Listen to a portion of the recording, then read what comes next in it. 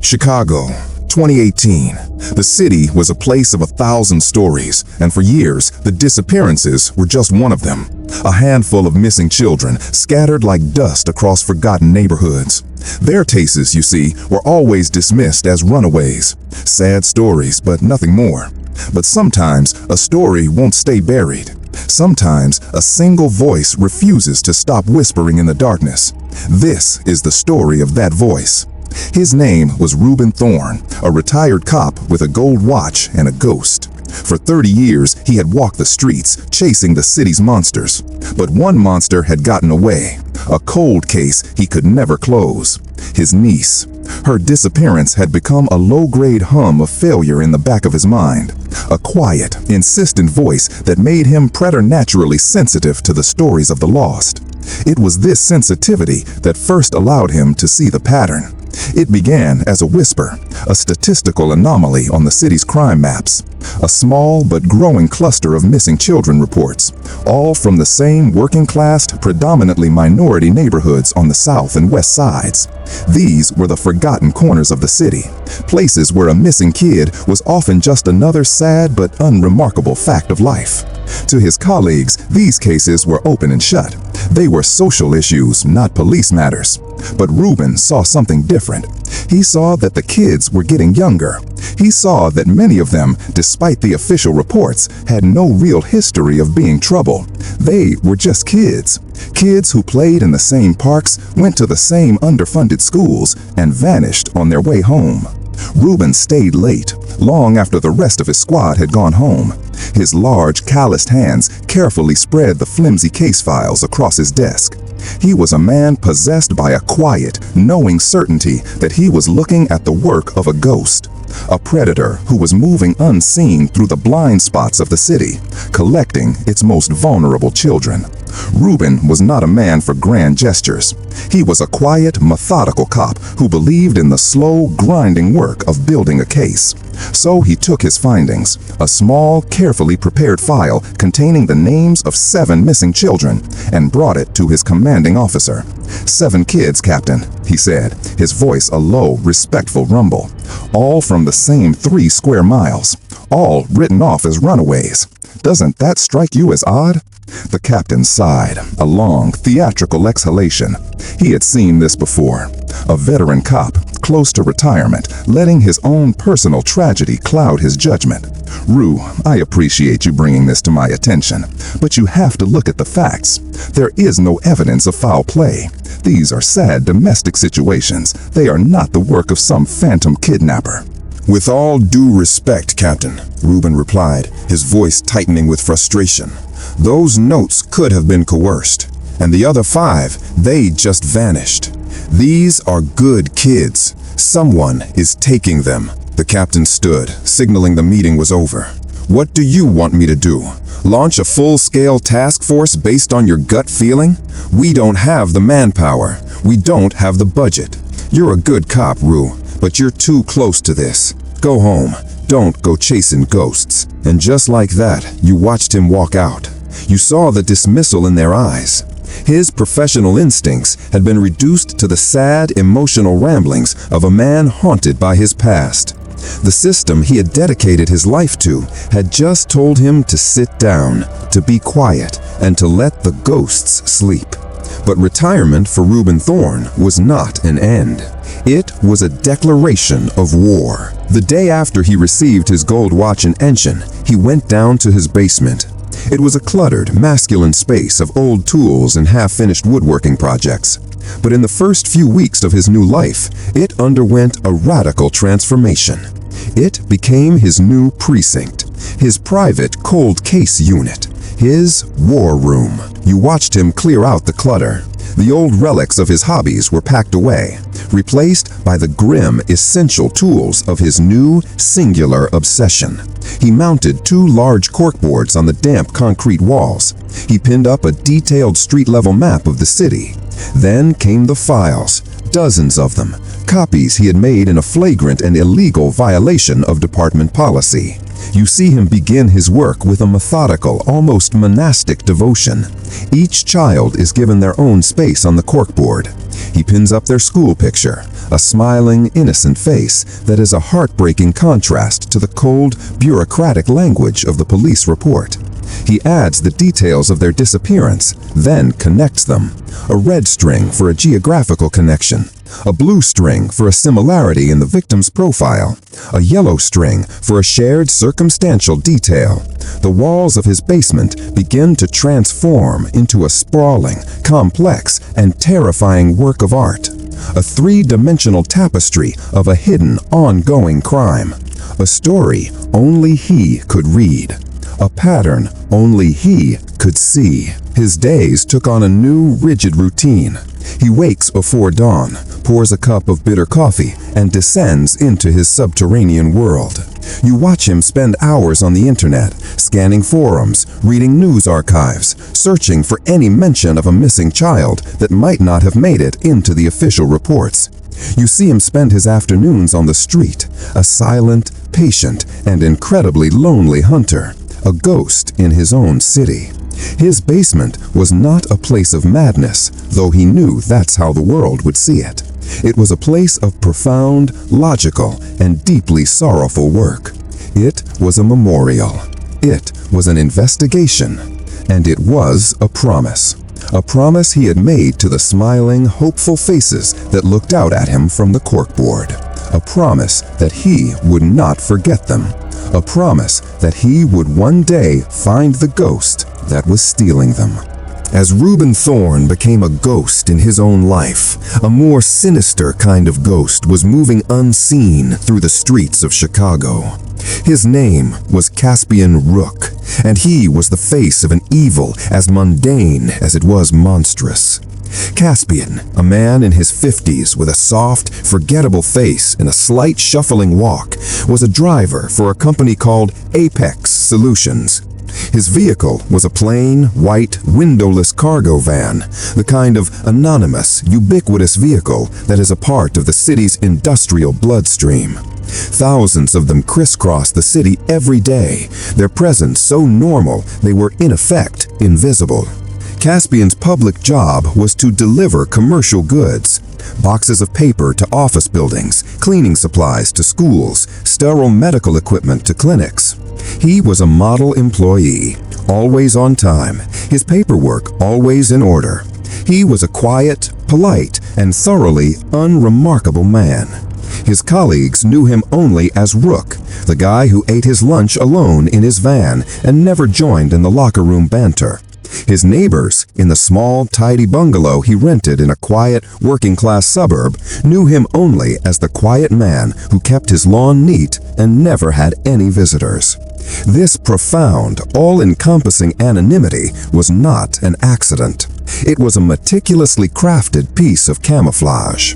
The Apex Solutions Company was a legitimate, registered business, a front owned and operated by a sophisticated and deeply depraved human trafficking network. And Caspian Rook was not a delivery driver. He was a transporter. His cargo was not paper or cleaning supplies. It was children.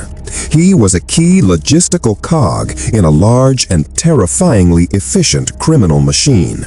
The network almost exclusively on children from the city's most marginalized communities, the same communities that Reuben Thorne had identified on his basement map. They operated on a cold, cynical, and brutally accurate calculation.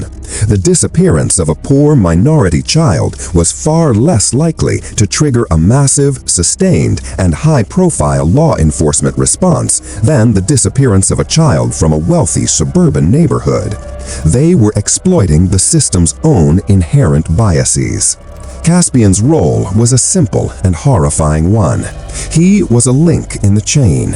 He would receive a call from a handler, an address, a time. He would drive his plain white van to a designated spot, a quiet alleyway, or a deserted side street. And there, another lower-level operative would deliver the package. A child, often drugged into a state of silent, groggy compliance, would be loaded into a hidden, soundproofed compartment in the back of his van. His job was to transport this human cargo from the point of abduction to one of the network's many holding facilities, a nondescript suburban safe house, or a large, anonymous warehouse in one of the city's decaying industrial parks. He was a modern-day ferryman, ferrying the souls of the lost across a river of concrete and steel, from the world of the living to a kind of living death. He performed his monstrous work with the same detached, professional efficiency with which he performed his public job. He felt nothing for his cargo. No pity, no remorse. They were not children to him. They were just packages. They were inventory. He was a man who had successfully and completely hollowed out his own soul. The predator's greatest camouflage was not just his white van or his boring job. It was his own profound and terrifying emptiness. The pattern, the one that only Reuben Thorne seemed to see, the one that had consumed his life and cost him his marriage, had been a slow, steady, and tragically predictable rhythm of grief for the city's forgotten families. But in the spring of 2020, the pattern, which had been an abstract intellectual puzzle for Reuben, a collection of sad faces on a corkboard, became a raw, personal, and soul-shattering nightmare.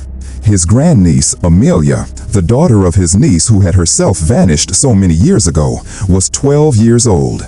She was a bright, funny, and beautiful girl, a spark of light in a family that had already known its share of darkness. She was the living, breathing legacy of the niece Reuben had lost, and he loved her with a fierce, protective, and quiet devotion. Amelia's mother had a complicated relationship with her uncle's obsession. She loved him, but she resented the wall of names in his basement. It was a constant, morbid reminder of the loss that had defined her own childhood. She saw his obsession not as a noble quest, but as a deep, unhealthy wound that he refused to let heal. On a Tuesday afternoon in late April, Amelia vanished. She had been walking home from a friend's house, a short, familiar 6-block journey through her own neighborhood. She never made it home. The call from a frantic, hysterical mother was a blow that almost brought Reuben to his knees. The abstract statistical pattern on his wall was no longer abstract. It had a name he knew. It had a face he loved. He arrived at his niece's small apartment to a scene of controlled chaos. The police were there, the uniformed officers asking the same tired and, in this case, tragically ironic questions. Was she a good kid? Did she have any problems at home? Could she have run away? Amelia's mother, her face a pale, tear-streaked mask of pure, unadulterated terror, could only shake her head. And then her eyes, which had always held a hint of resentment for him, now locked onto his with a look of raw, desperate, and absolute need. The man whose obsession she had once scorned was now her only hope. "Rue, you have to find her," she whispered, her voice a raw, broken thing. "All that work you've been doing in your basement, you know what's happening. You're the only one who knows. Please find my baby." In that moment, Reuben Thorne's long, lonely, and thankless war became a deeply personal crusade.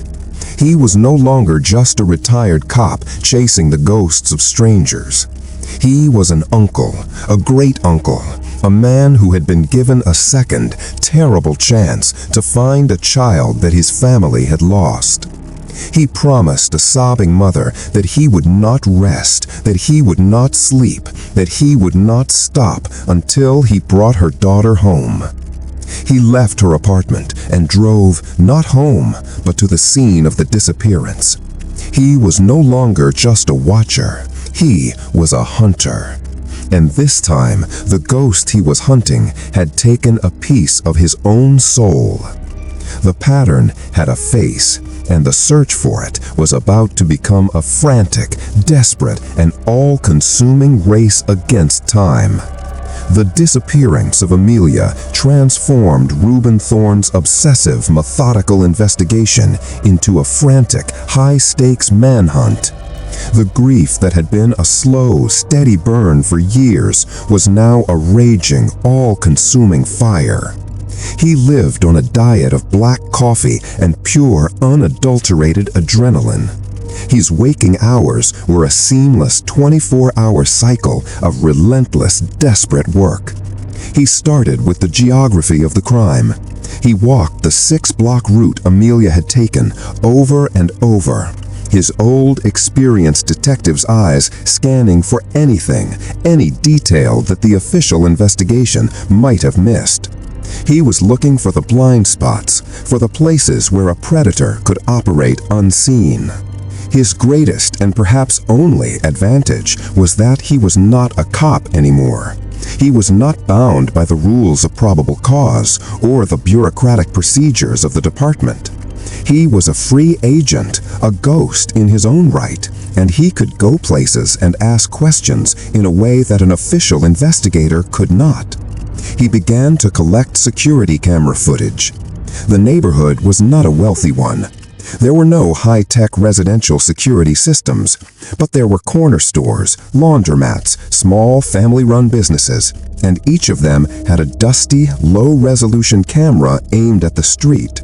He became a familiar, sad figure to the local business owners, a quiet, polite, and incredibly persistent old man who would come in, show them a picture of his missing grandniece, and ask with a heartbreaking humility if he could please look at their security tapes from that Tuesday afternoon.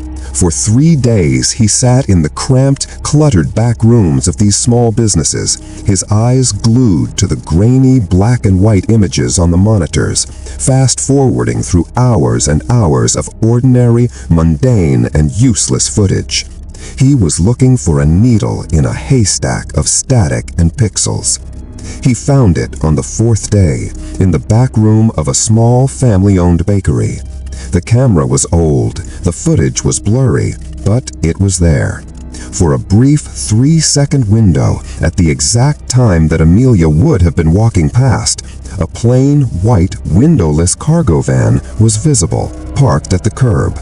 The logo on the side was a generic, forgettable one, a simple blue circle with the words Apex Solutions.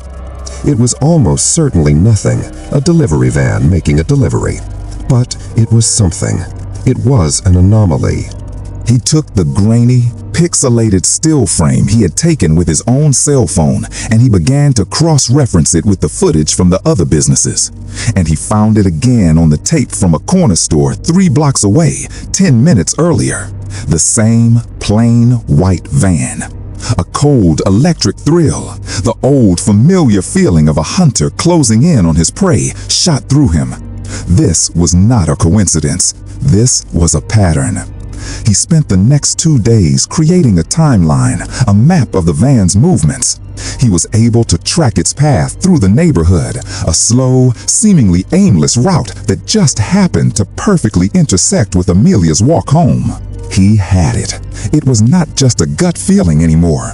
It was a tangible, verifiable piece of evidence. A vehicle, a company name, a potential link to the ghost he had been hunting for 6 years. He had the breakthrough, and he knew with a certainty that was both exhilarating and terrifying that this plain, white, and utterly anonymous van was the key to finding his grandniece and to unlocking the entire horrifying mystery. Armed with his breakthrough, Reuben Thorne did something he had sworn he would never do again. He went back to his old precinct. He walked into the familiar, chaotic squad room, a place where he now felt like a ghost from a bygone era, and he asked to see the detective in charge of the Amelia Thorne case. He was met with a polite but clear professional condescension. He was no longer one of them. He was a civilian, a grieving family member, a known eccentric. He was the crazy ex-cop with the wall of names. He finally got a few minutes with a young, ambitious detective who looked at him with a mixture of pity and impatience. Reuben laid out his evidence on the detective's cluttered desk. The grainy, pixelated still frames of the white van, the map of its movements, the timeline that showed its chilling, undeniable proximity to Amelia's disappearance. "This is him," Reuben said, his voice a low, urgent rumble. "This is the guy. Apex Solutions. You run the plates. You put a tail on this van, and you will find these kids." The young detective listened, a look of bored, practiced sympathy on his face. He glanced at the blurry photos, at the hand-drawn map, and then he sighed. The same tired, bureaucratic sigh that Reuben had heard from Captain Miller 6 years ago. "Mr. Thorne," the detective began, his voice laced with a gentle, patronizing tone. "We appreciate your diligence, but we have already looked into this. We ran the plates on all commercial vehicles in the area. Apex Solutions is a legitimate, bonded, and fully licensed commercial delivery company. They have a fleet of over 100 vans. They make deliveries in that neighborhood every single day. The presence of one of their vans is not evidence of a crime. It is a coincidence." "It's not a coincidence." Reuben's voice rose, the quiet, controlled detective finally giving way to the terrified, furious great-uncle. "I tracked its movements. It was following her route." "Sir, you are too close to this," the detective said, his voice now taking on a firmer, more official tone. "We understand that you are grieving, but we have to follow procedure. We cannot launch a massive citywide investigation based on a few blurry photos of a delivery van. Now, if you'll excuse me, I have actual credible leads to follow up on." The dismissal was absolute.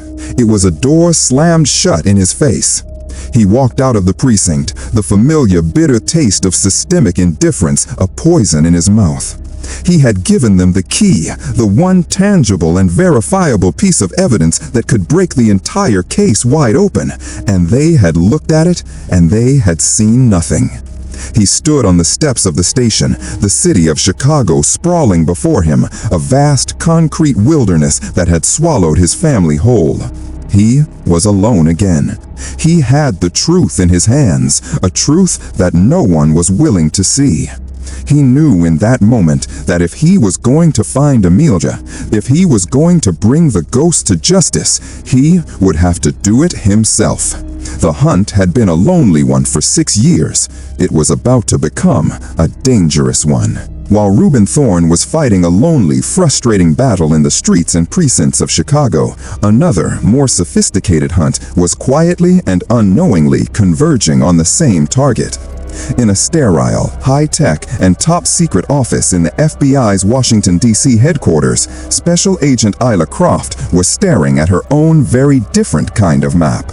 It was not a map of a single city, but of the entire country, and it was covered in its own terrifying web of connections. Agent Croft, a sharp, driven, and highly skilled analyst in the FBI's Child Abduction Rapid Deployment Team, was a new breed of investigator. Her primary weapon was not a gut feeling, but data. For the past 2 years, she had been tracking a ghost, a sophisticated, multi-state human trafficking network that specialized in children. They were a professional, almost corporate criminal enterprise, a ghost that left behind almost no traditional physical evidence. Her investigation was a slow, painstaking process of sifting through massive, disconnected data sets. She analyzed phone records, financial transactions, and transportation logs from a dozen different states, searching for the faint digital whispers of the network's operations. She was hunting for a pattern, a hidden signal in a universe of noise. After months of dead ends, a pattern had finally begun to emerge.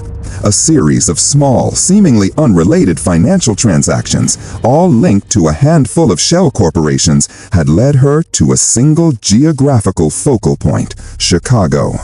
Her data suggested that a major logistical hub of the network was operating somewhere within the city, a central clearinghouse for their monstrous trade. Her investigation into the city's official records had led her to the same frustrating wall of silence that Reuben had encountered. She had pooled the files on dozens of missing children cases from the city's south and west sides, cases that the local police had classified as runaways. She saw the pattern, the same one Reuben had seen, but she saw it through the cold, dispassionate lens of a data analyst. It was a statistical probability, a deviation from the norm that was too significant to be a coincidence. As she dug deeper into the old official files, one name kept reappearing: a detective, Reuben Thorne. His was the name of the original reporting officer on over a dozen of the cases she had flagged. She saw his persistent and consistently ignored notes in the margins, his arguments for a wider, more coordinated investigation. She saw a voice, a single, lonely voice that had been crying out in the wilderness for years. Intrigued by this persistent and clearly marginalized figure, she did something her high-tech, data-driven methodology rarely called for.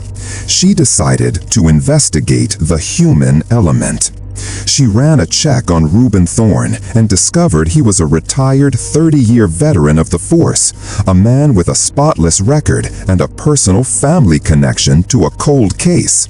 He was not a crank. He was a professional, and he had been onto this pattern on the ground 6 years before his own high-level investigation had even begun.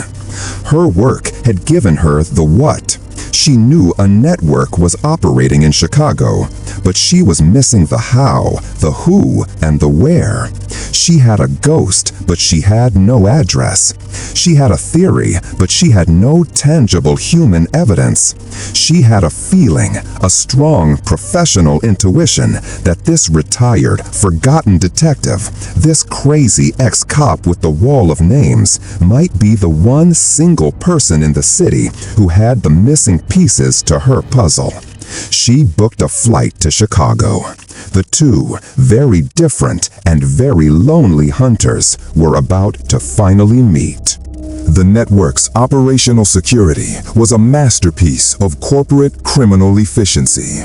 They understood that the key to their long-term survival was to operate not in the shadows, but in the blinding, mundane light of the everyday.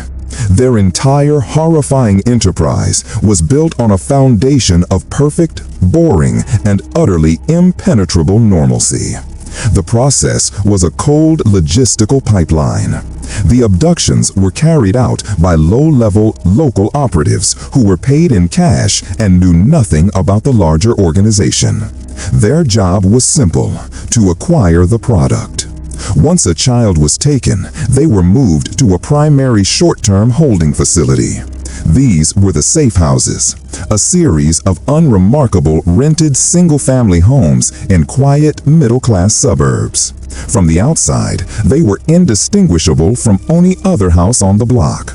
A minivan in the driveway, a neatly trimmed lawn, a child's bicycle left on the porch. But inside, they were temporary, soundproofed prisons. The children would be held here for a few days, sedated, their identities stripped away, their spirits systematically broken. Then they would be moved again. This was where Caspian Rook, the driver for Apex Solutions, came in. His job was to transport the cargo from the suburban safe houses to the network's main regional distribution hubs. These were large, anonymous, and windowless warehouses located in the city's sprawling, decaying industrial parks, hidden amongst 1,000 other legitimate businesses. The warehouses were the heart of the operation. They were vast, cavernous spaces filled with rows and rows of shipping crates. Most of the crates were filled with what they were supposed to be filled with: cheap imported electronics, textiles, machine parts. But some of the crates were different. They were specially modified, ventilated, and soundproofed. They were human cages. The entire operation was a chilling, business-like parody of a modern corporate supply chain. The children were inventory. The safe houses were short-term storage. The warehouses were regional distribution centers. And the men who ran it were not wild-eyed, chaotic monsters. They were managers, logisticians, accountants of human misery. The evil of the network was not in its passion, but in its absolute and terrifying lack of it. It was a cold, efficient, and deeply, profoundly soulless machine built for the singular purpose of turning a profit from the stolen lives of children. It was an invisible pipeline, a hidden subterranean river of sorrow that flowed unseen just beneath the surface of the normal, everyday world. It was a ghost of a system, a perfect, modern, and almost unbeatable form of evil. And it was about to come up against the one thing it was not prepared for: the stubborn, old-fashioned, and beautifully analog obsession of a single, heartbroken, and very angry old man. The meeting took place on a cold, gray afternoon. Special Agent Isla Croft, her face a mask of cool professional detachment, pulled her rental car up in front of the small brick bungalow that belonged to Reuben Thorne. She had seen the file, she knew the story, but she was still prepared to meet a man who was, at best, a grief-stricken eccentric, and at worst, a delusional, paranoid crank. Reuben opened the door before she had a chance to knock. He was a large, stooped man, his face a roadmap of weariness and a deep, abiding sorrow. He looked at her sharp, tailored suit, at her official government-issue credentials, and he saw not an ally, but just another bureaucrat, another cog in the machine that had so profoundly and so consistently failed him.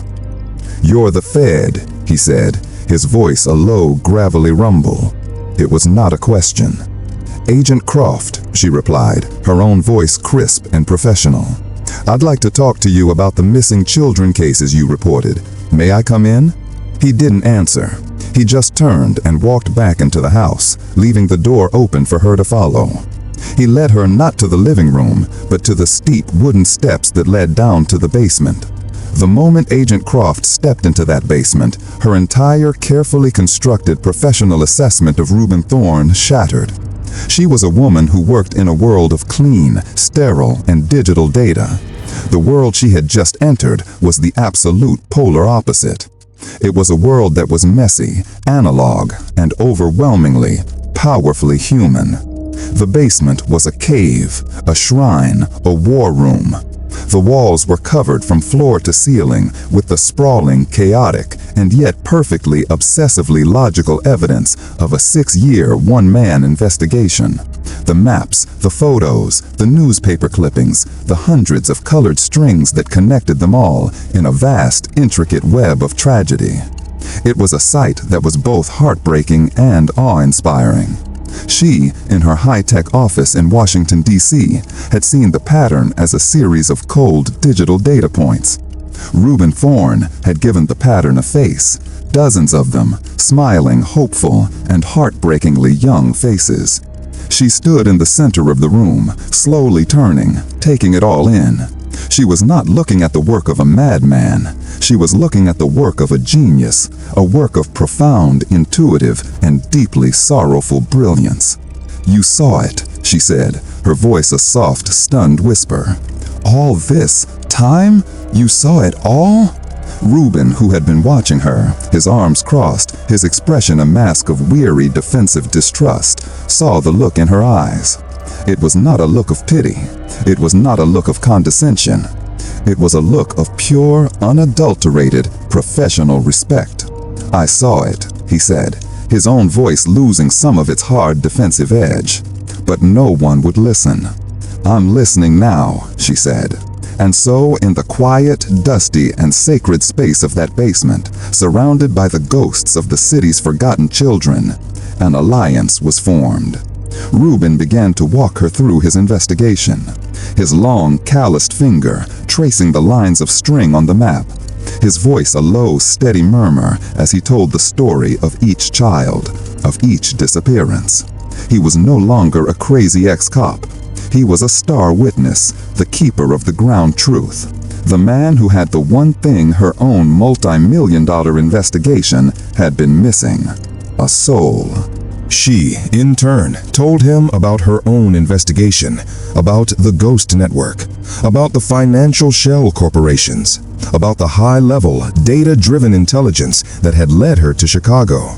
And then he showed her the final, most important piece of his puzzle. He showed her the blurry, pixelated, and yet absolutely damningly clear images of the plain white Apex Solutions van. Agent Croft stared at the photo. A jolt of pure electric professional excitement shot through her. Her own vast and faceless dataset had just been given a name, a logo, a tangible, physical, and utterly huntable target.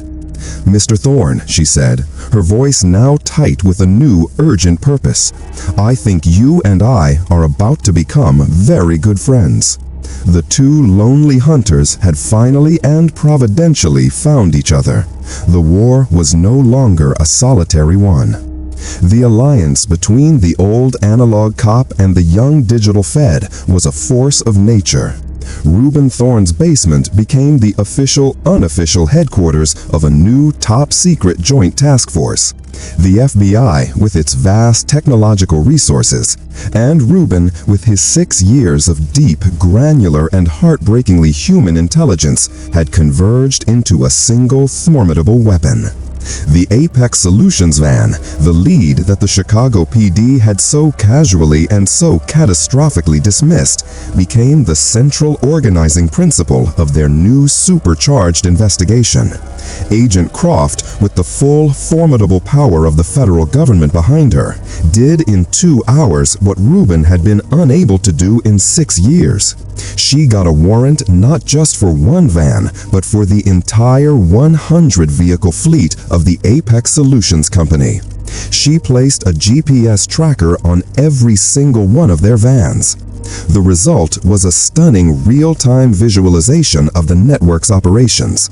On a large digital map in their new high-tech command post, they could see the vans moving through the city, their routes a complex interwoven web of activity. And then they began to overlay Reuben's data onto their digital map. They took the locations of the disappearances, the red pins from his corkboard, and they plotted them. A clear, chilling, and absolutely undeniable pattern emerged.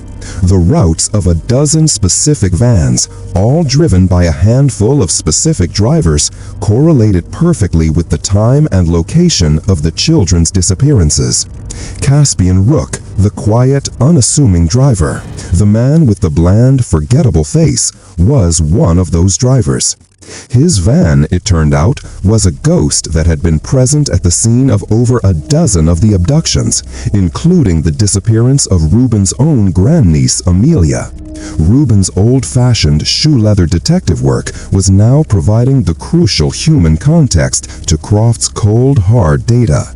He knew the neighborhoods. He knew the rhythms of the streets. He could look at the van's routes and he could see the logic, the predatory tactical intelligence behind them. They began to track the vans in real time, following their paths from the points of abduction to a series of quiet, unremarkable, and deeply sinister locations. They identified 3 suburban safe houses, the short-term holding facilities, and 2 massive windowless warehouses in the city's industrial corridor, the regional distribution hubs. The pieces of the puzzle were no longer just on Reuben's corkboard. They were on a live, active, and terrifyingly real map of the city under siege. They were no longer just investigating a series of cold cases. They were in the midst of a live, ongoing, and massive criminal conspiracy. The weight of the investigation, of the knowledge of what was happening in those quiet, anonymous buildings, was a heavy, crushing thing. But for Reuben Thorne, after 6 long, lonely, and thankless years of being a voice in the wilderness, it was also a moment of profound and deeply sorrowful vindication. The ghosts he had been chasing were real. The pattern he had seen was true. And now he was no longer just a watcher. He was a part of the team that was going to bring the whole monstrous and invisible machine crashing down. The planning for the takedown was a secret, high-stakes, and incredibly complex logistical operation. The goal was not just to arrest the perpetrators, but to rescue the children.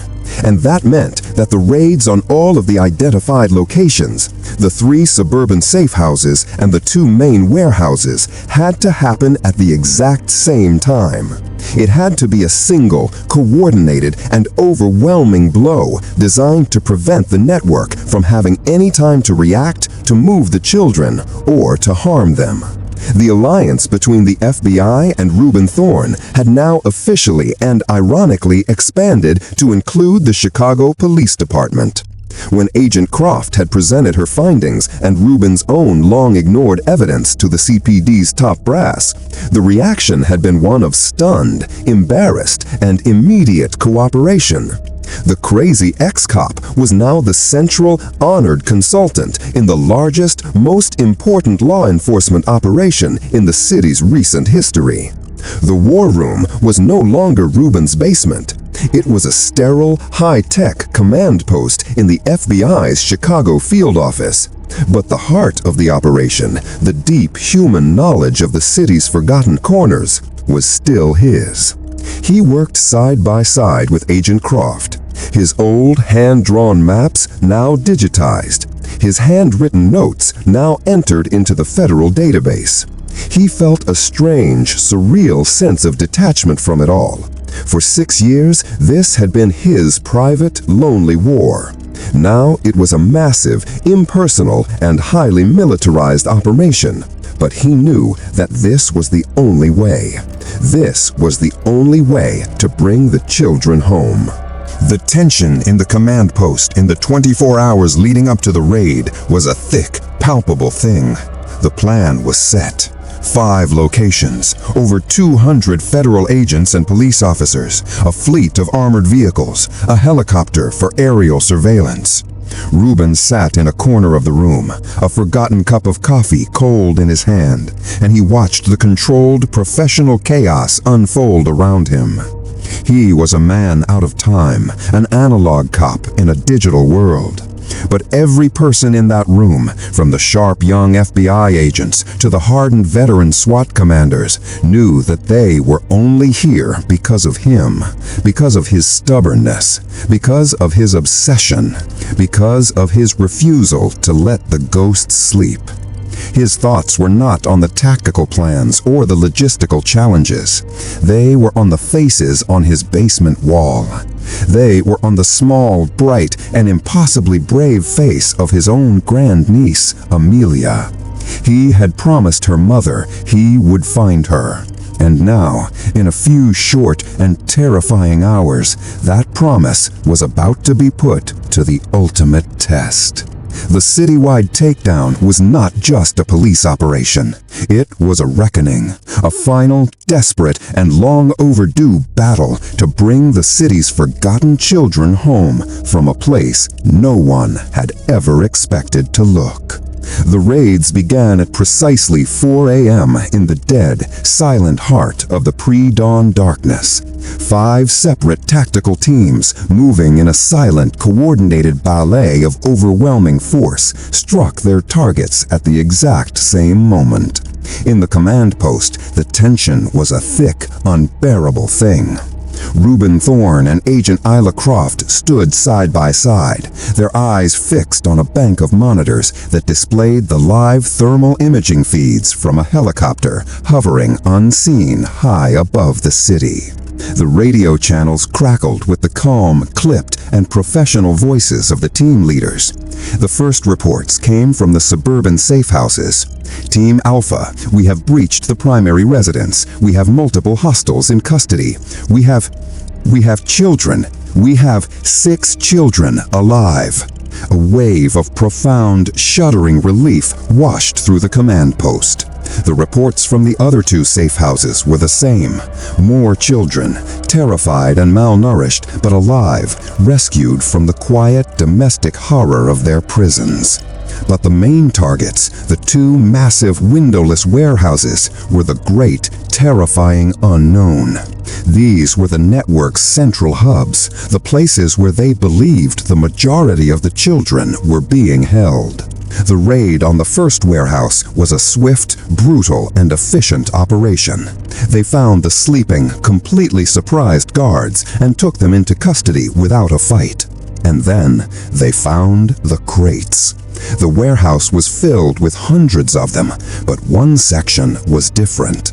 The crates were newer, and upon closer inspection, they were ventilated. The team leader gave the order to open them. Inside, they found them. Dozens of children, huddled together in the darkness, their eyes wide with a terror so profound it struck the hardened tactical officers like a physical blow. But it was the second warehouse, the one where they believed Caspian Rook, the driver, was on duty. That was the most personal for Reuben. This was the one. This was where his gut, his heart, told him Amelia was. The raid on the second warehouse was different. The team encountered resistance. A brief but violent firefight erupted in the darkness. When it was over, 2 of the network's enforcers were down, and the team began the slow, methodical process of clearing the vast, maze-like space. And then they found the wall. At the back of the warehouse, there was a section of the wall that didn't look right. It was newer, the cinder blocks a different color. The team leader, remembering a detail from Reuben's obsessive, handwritten notes about the network's methods, ordered his men to break it down. They smashed through the wall with sledgehammers, and behind it, they found a hidden, soundproofed room, a prison. And inside, huddled together on a collection of filthy mattresses, were a dozen more children. The team leader got on his radio, his voice thick with an emotion he was struggling to control. He read the names of the children they had just found, their identities confirmed by the small laminated tags the network had so cruelly and methodically placed around their necks. And then he said the name. "We have an Amelia Thorne. I repeat, we have Amelia Thorne. She is alive and safe." In the command post, Reuben Thorne, the old, stoic, and unbreakable cop, the man who had not shed a tear in 30 years, finally broke. He collapsed into a chair, his head in his hands, and a sound, a raw, ragged, and beautiful sound of pure, unadulterated, and long overdue relief, escaped his lips. The doors had come down, the children were safe, and his own personal and very beloved ghost had finally, miraculously, come home. The aftermath of the raids was a story that played out in a series of quiet, sacred, and profoundly emotional scenes all across the city. The sun rose on a Chicago that was waking up to a miracle and a nightmare. The news of the raids, of the dozens of children rescued from the city's hidden, secret places, was a story of such staggering, unbelievable power that it brought the entire bustling metropolis to a standstill. The primary staging area for the rescued children was a local community center, a place that was transformed overnight into a sanctuary of healing and reunion. The scenes inside were a raw, beautiful, and heartbreaking tapestry of human emotion. Parents who had lived for months, or in some cases for years, in a state of suspended, agonizing grief, were reunited with the children they had thought were lost forever. The sounds of weeping, of laughter, of names being called out in voices thick with disbelief, and a joy so profound it was a physical, palpable thing in the room. Reuben Thorne was there, but he was not in the center of the celebration. He was a silent, anonymous figure in the background, leaning against a wall in a quiet corner of the gymnasium, his old, tired eyes taking it all in. He saw his niece, a woman he had last seen in a state of shattered, hysterical grief, now holding her daughter Amelia in an embrace so tight, so powerful that it seemed as if she were trying to physically fuse them back together to ensure they would never, ever be separated again. Agent Croft found him there, a cup of coffee in her hand. She stood beside him, her own cool, professional demeanor softened by the raw, overwhelming emotion of the scene. "You did this, Reuben," she said, her voice a quiet, respectful murmur. "All of this is because of you." Reuben just shook his head, a small, almost imperceptible gesture. "They did it," he said, his gaze fixed on the families, on the children. They just needed someone to listen. He was not a hero in his own story. He was just a man who had refused to stop listening to the ghosts, a man who had paid a profound personal price for his obsession, but a man who knew in that moment that it had all been worth it. He did not stay for the press conferences. He did not talk to the reporters. He slipped out a side door, a silent, anonymous figure in an old, worn coat, and he drove home. He walked down into his basement, into his war room. He stood for a long time, looking at the wall of names, at the web of colored string, at the faces of the children he had come to know so intimately. And then, one by one, he began to take them down. He took down the picture of Amelia and the other children who had just been found. He took down the maps. He took down the strings. The war was over. The ghosts were at peace. He was left with a single small corkboard, the one that still held the picture of his own lost niece, the ghost who had started it all. He looked at her smiling, innocent face, and he knew that his work was not truly done. There were still other ghosts out there, still other children who were waiting. But for today, for this one beautiful and miraculous day, he had won.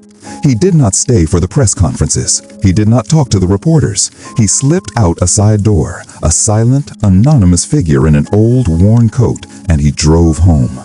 He walked down into his basement, into his war room. He stood for a long time looking at the wall of names, at the web of colored string, at the faces of the children he had come to know so intimately. And then, one by one, he began to take them down. He took down the picture of Amelia and the other children who had just been found. He took down the maps. He took down the strings. The war was over. The ghosts were at peace. He was left with a single small corkboard, the one that still held the picture of his own lost niece, the ghost who had started it all. He looked at her smiling, innocent face, and he knew that his work was not truly done. There were still other ghosts out there, still other children who were waiting. But for today, for this one beautiful and miraculous day, he had won. He was a silent, vindicated, and deeply scarred warrior, a man who had looked into the city's heart of darkness and had, against all odds, brought back the light. Thank you for watching.